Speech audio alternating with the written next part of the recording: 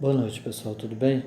Eu estou aqui para falar hoje para vocês sobre um assunto que volta e meia a gente escuta falar e que às vezes gera aí alguma polêmica, mas na verdade não deveria ter polêmica nenhuma, é uma coisa tão clara, mas é sobre alguns dogmas que a Igreja Católica tem e que eu, como católico, acredito e todos nós, como católicos, acreditamos, mas que infelizmente acaba gerando alguma polêmica aí. E principalmente com relação a quando se trata de Maria, de Nossa Senhora, esse assunto costuma ser mais evidenciado e gera mais polêmica. Então é sobre esses dogmas de Maria que eu gostaria de falar hoje, em especial os de sua Imaculada Conceição e de sua Assunção ao Céu. Mas para entender esses dois, é necessário entender um anterior a esses dois, que é sobre o pecado original. Por que é importante entender essa questão? Deixa eu só arrumar um pouquinho. Essa questão do pecado original. Porque é a partir dele que você entende o dogma da Imaculada Conceição e depois o da Assunção também. Então, sobre o pecado original, eu não sou teólogo, não sou doutor no assunto, o meu conhecimento nessa área é muito limitado, mas é fácil de entender. Com um pouquinho de esforço é fácil de entender. As escrituras são muito claras nesse sentido. Quem não conseguiu compreender isso ainda é porque ainda não entendeu as escrituras corretamente. Já pode ter lido 30, 50 vezes, mas ainda não entendeu. Leu e não entendeu. É muito claro, é muito fácil de entender, vou tentar mostrar para vocês agora. Nós sabemos que Adão e Eva pecaram. Deus criou o ser humano para ser livre, para viver feliz plenamente no paraíso. Mas nessa liberdade o ser humano pecou. Olha o que eu estou falando, o ser humano pecou. Mas nós, se for tomar o pé da letra, quem pecou foi Adão e Eva, né? Mas não, o ser humano pecou. E por que o ser humano? Já vamos chegar lá. Então, Adão e Eva pecaram. Se a culpa de Adão e Eva não fosse transmitida aos seus filhos e descendentes, então só Adão e Eva deveriam ter sido punidos, Caim e Abel, seus filhos, deveriam ter voltado para o paraíso. Esse é o primeiro ponto, para entender esse dogma. Se eles não tinham culpa, se eles nasceram sem culpa, sem problema algum, quem pecou foram os seus pais, eles não tinham nada com isso, nem estavam lá quando isso aconteceu, então eles deveriam ter voltado para o paraíso. Isso é fato. Mas eles não voltaram. Por quê? O paraíso estava fechado. Fechado por causa da desobediência dos seus pais. Então, sim, eles traziam em si aquela mancha, aquela marca do pecado de seus pais, que também o impediam eles de voltar para o paraíso. Senão eles teriam que ter voltado para lá. Se Deus fosse na justiça de Deus, deveria ser assim: pecou, quem pecou foi você não pecou, você está tranquilo. Mas não. Então eles não pecaram diretamente, mas traziam em si a mancha desse pecado, uma mancha de nascença. E o outro fato que evidencia ainda mais isso e torna mais clara essa situação é o pecado de Caim em relação ao seu irmão, quando Caim mata seu irmão por causa das ofertas. Deus se agradou mais das ofertas de Abel, Caim ficou com inveja, matou seu irmão. Da onde nasceu esse sentimento ruim em Caim? Pelo que consta, Caim não foi tentado pela serpente para pecar. Vai lá e mata seu irmão. Não, isso não é evidenciado nas escrituras. O que aconteceu? Caim, Abel também, embora Abel não deixou isso florescer dentro de si, mas Caim e Abel traziam em si a semente do pecado de seus pais, da culpa, da condição sofredora, limitada, que a humanidade passou então a ter depois desse pecado. O ser humano era livre, pleno e feliz no paraíso. A partir disso passou a ser limitado, pecador, sujeito às tristezas, sujeito à dor, sujeito à dificuldade, enfim, tantas coisas negativas que o pecado trouxe à humanidade. Abel não deixou isso florescer dentro de si, mas Caim deixou. Dentro dele havia essa semente do pecado, essa semente da maldade herdada de seus pais, que levou ele a ter esse sentimento de inveja de seu irmão e o matou. Então, tudo isso só foi possível porque havia esse pecado de seus pais. O salmista mais adiante vai dizer: em pecado, minha mãe me concebeu. Então, todos nós, a partir de então, começamos a nascer com esta mancha do pecado em nossas vidas. Nascemos limitados, nascemos sofredores, sofremos, temos misérias, dificuldades e morremos. Né? Depois chega o fim, tem essa consequência da morte. Então, o pecado original, ele existe. E ele é, sim, transmitido não no sentido assim de transmissão de um vírus ou transmissão, não. A culpa que a gente carrega é essa culpa que vem do passado, lá do comecinho da história. Então, o pecado original é muito claro e muito evidente nessa questão. Eu falei, quem não consegue compreender isso é porque não consegue compreender a Escritura de fato. Por que depois Moisés teve que libertar o povo daquela situação de escravidão, se não tinham pecado nenhum? Depois, por que Cristo teve que vir para nos salvar, se não havia pecado nenhum para salvar? Se só quem errou foi Adão e Eva. Então, é isso que as pessoas não conseguem compreender. O pecado entrou no mundo por um homem e só podia sair do mundo por outro homem.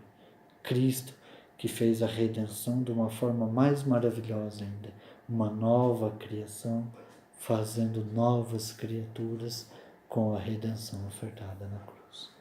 Onde que Maria entra nessa história então? Quando chegou a plenitude dos tempos, Deus enviou o seu filho, nascido de uma mulher, né? Nascido sob a lei, sujeito à lei, mas sem pecado. Então, para que não... Como eu costumo dizer assim, se Cristo tivesse vindo do céu, glorioso, como os judeus achavam que ia vir, já montado no cavalo, rei, herói de tudo, para libertar o povo, não teria necessidade nenhuma dessa história de Imaculada Conceição, com Maria, etc.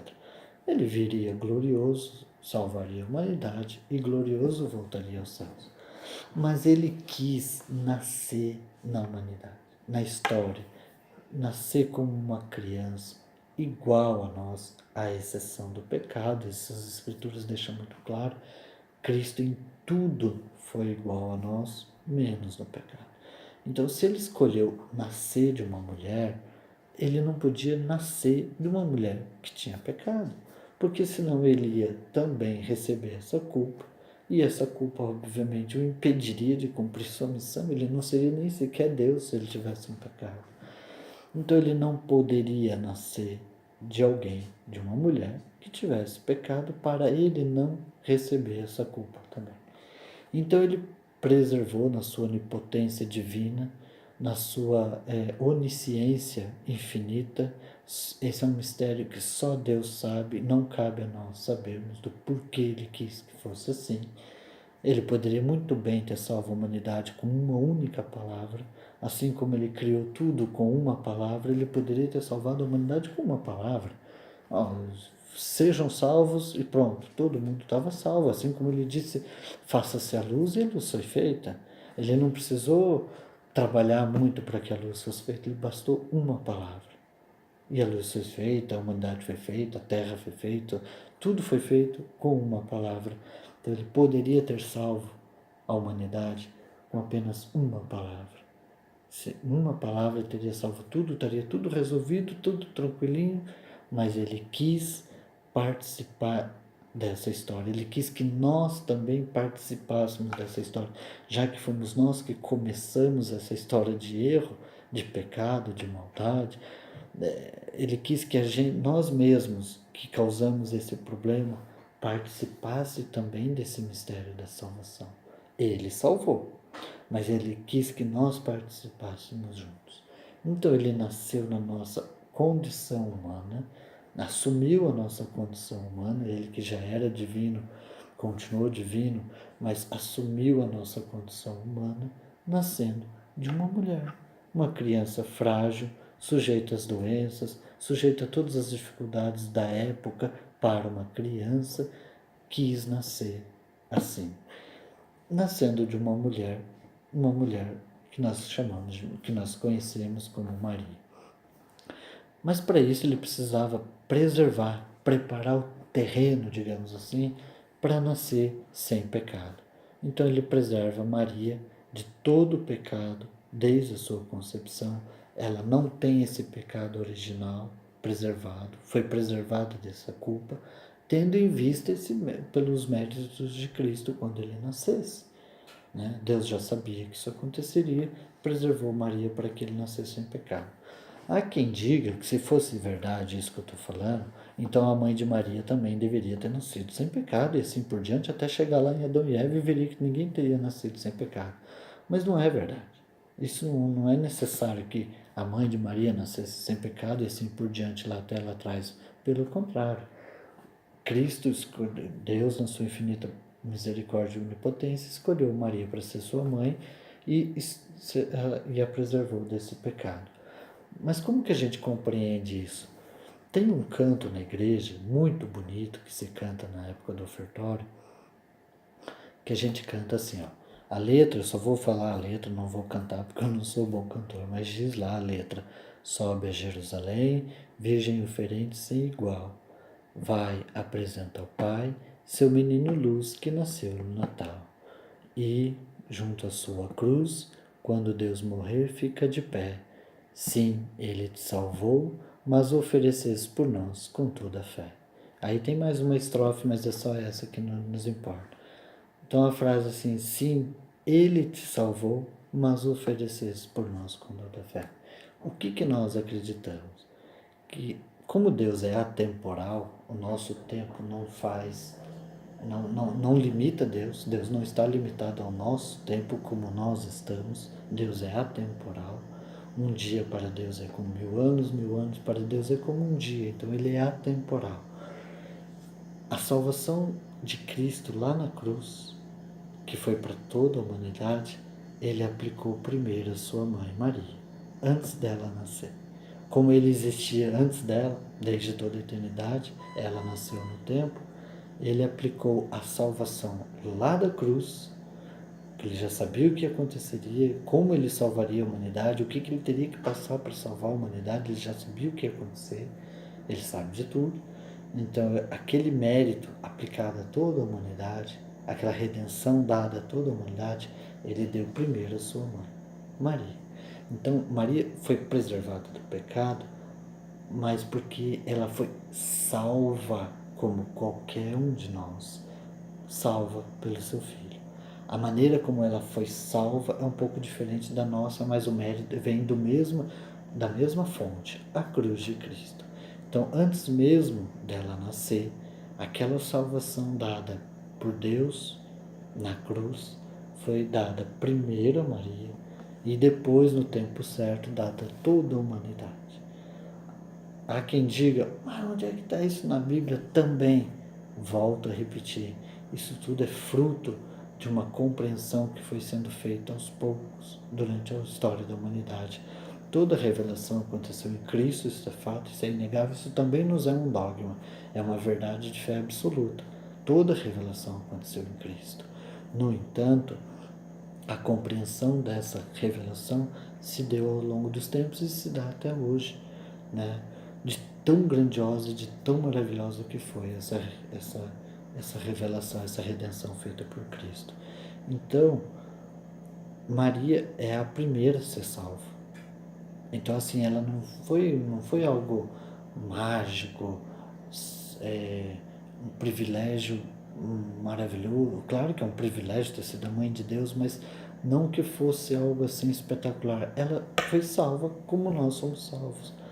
A questão é que ela foi salva antes mesmo de nascer e nós fomos salvos depois. Então, Maria foi preservada do pecado. Mas aqui tem uma coisa importante que eu gostaria de falar.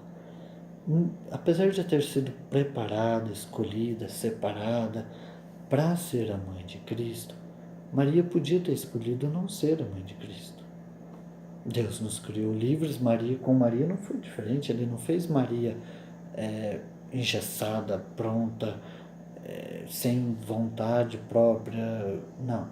Maria era uma mulher como qualquer uma das outras, porém ela já havia sido separada, preservada do pecado, para ser a mãe de Jesus. Então, quando o anjo chega até ela e diz: Você vai ser a mãe do Filho de Deus, ela podia ter dito não. Né? Ela era livre para isso, ela podia ter dito que essa tarefa era muito difícil para ela e que ela não queria assumir. Deus respeitaria essa decisão dela, muito embora ele sabia já que ela não ia fazer isso, porque ele sabe de tudo. Mas se ela tivesse dito não, ele teria respeitado essa decisão dela, só que, no entanto, ela teria pecado pela primeira vez, porque ela também estaria desobedecendo uma vontade de Deus, assim como os nossos pais lá atrás pecaram pela desobediência a Deus. Então ela teria pecado, teria perdido essa graça de Deus e teria se tornado como qualquer outra realmente. Mas ela disse sim, toda aquela preparação que ela tinha recebido permaneceu, continuou pura, livre, sem nem mancha alguma do pecado. Cristo morre na cruz, salva a humanidade, prepara seus discípulos para a missão e retorna ao céu pelo seu próprio poder em sua ascensão. Com relação a Maria, acontece a mesma coisa, só que de uma forma diferente. Aí a gente já entra no dogma da Assunção. Até agora a gente falou sobre o dogma do pecado original, né? O dogma da Imaculada Conceição, do porquê que ela nasceu sem pecado, porquê, tendo em vista o que, qual a razão disso tudo. E agora a gente entra então na questão do dogma da Assunção.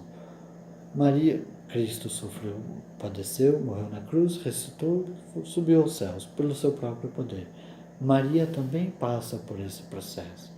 Então, o fato da gente acreditar na Assunção de Maria não significa que ela não tenha morrido, e tem gente que acha que é isso que aconteceu. Pelo contrário, embora na nossa igreja latina, na igreja católica, apostólica romana, não há um detalhamento muito evidente sobre esse fato, isso é mais evidente, esse detalhamento, na igreja ortodoxa, entre os orientais, mas Maria passa por esse processo também. Nós também acreditamos que Maria morreu, só que ela foi elevada ao céu com seu corpo e alma. Então, os nossos irmãos orientais chamam esse processo da dormição de Maria. Né? No Antigo Testamento, nos tempos antigos, a morte era comparada a um sono, né? O sono da morte. Então, Maria tem essa dormição, mas o que acontece?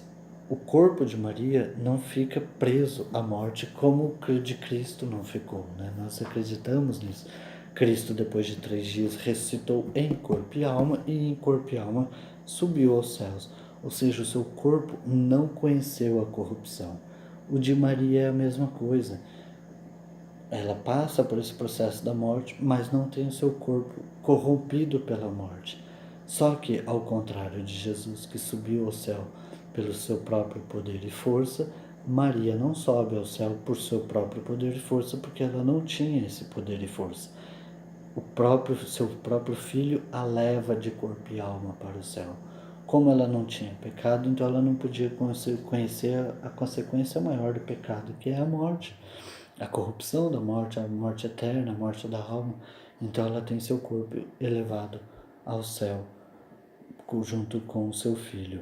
Jesus sobe pelo seu próprio poder e força, Maria sobe pelo poder e força de Deus. Então Maria é a primeira a ter seu corpo ressuscitado, já junto no céu, o seu corpo e alma ressuscitado já junto no céu, depois de seu filho, mas é evidente que Jesus, por ser Deus, tem essa glorificação maior do que Maria. Mas Maria é a primeira, então, a ressuscitar já com seu corpo e alma para a eternidade, porque ela não tinha pecado algum. Algo que vai acontecer com todos nós no final dos tempos, quando nós teremos nossos corpos também ressuscitados para viver ou para sempre com Deus, ou para sempre longe de Deus. Né? O nosso destino é determinado tão logo nós morremos. Nossa alma se encontra com Deus e recebe ou o prêmio da vida eterna ou o prêmio da morte eterna. Mas os corpos só ressuscitarão no último dia, Como o destino já foi decidido, então o corpo vai reunir-se novamente com a alma, seja para a vida eterna junto de Deus, seja para a morte eterna longe de Deus. Mas é isso o que nós acreditamos. Então, para quem acha então que Maria não morreu, Maria morreu sim, mas não teve sua corrupção, seu corpo corrompido pela morte, porque foi elevado então ao céu de corpo e alma. E por que ela recebeu isso? Porque ela teve uma vida sem pecado, não foi uma mulher qualquer, foi é a mãe do próprio Filho de Deus, então ela não poderia receber como punição, como castigo, essa situação que nós recebemos. Ainda recebemos, é verdade, embora já tenhamos sido salvos por Deus, porque para nós isso vai acontecer no final dos tempos. Então, como Maria foi salva antes, né, da cruz, embora a salvação dela tenha a mesma origem que a nossa, que é a cruz de Cristo, ela recebeu antes essa salvação no seu nascimento, então ela recebeu também esse prêmio da vida eterna em corpo e alma antes de nós vamos receber no final da vida se fizermos por merecer. Maria fez por merecer. Resta saber se nós somos merecedores também, devemos fazer por merecer. Salvos nós fomos, a salvação foi nos dada, mas infelizmente ainda pode acontecer de alguns rejeitarem ela, de não quererem serem salvos, não fazer por merecer ser salvo. Né? O fato de termos sido salvos por Cristo não nos dá o direito agora de fazermos o que quisermos só porque já fomos salvos. Fomos salvos sim. O que pode acontecer é perder essa salvação. É como se um presente que a gente ganha, mas a gente pode não cuidar bem do presente, pode perdê-lo, esse presente, pode quebrá-lo, deixar que alguém roube, ou seja, o presente nos foi dado. Mas se a gente não cuida, pode perdê-lo. E se perder, infelizmente, vai receber como castigo não viver eternamente com Deus, o que é terrível para nós. Né? Então, assim, esse é um pouquinho que eu queria falar para vocês. Eu falei, eu não sou teólogo, não estou atrás de curtidas, de compartilhamentos, nada disso. Apenas, já há algum tempo, gostaria de ter falado nesse assunto, senti vontade de falar nesse assunto. Então, eu queria deixar minha pequena contribuição nesse sentido. Fica a critério de cada um, claro, de aprofundar esse assunto conforme o tempo e disponibilidade, mas eu gostaria de deixar essa pequena mensagem para vocês. Já passa da meia-noite, eu ainda preciso fazer algumas tarefas e dormir para mais uma semana de trabalho na presença de Deus, se Deus quiser.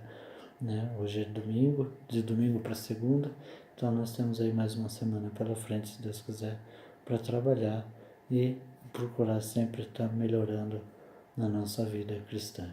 Um grande abraço a todos, até logo, pessoal. Tchau, tchau.